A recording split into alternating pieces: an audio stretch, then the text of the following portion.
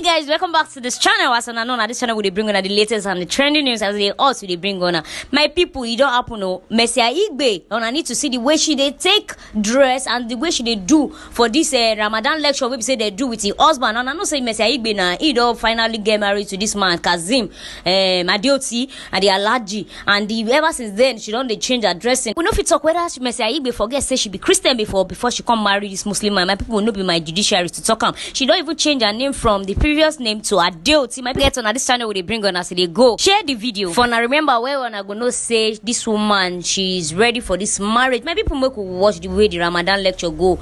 Don't forget, make we hear your opinion for the comment section. Share the video as long as possible. Let's watch.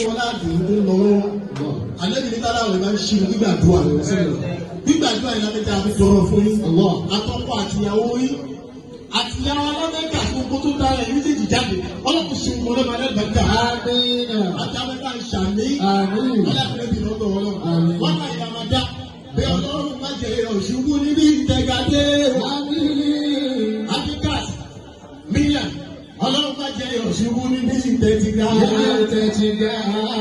iwájú lọ́la ò máa lọ kò máa ní rẹ̀ ọlọ́run má jẹ́ ọ̀ṣùgbú níbi ìtẹ̀gàdé.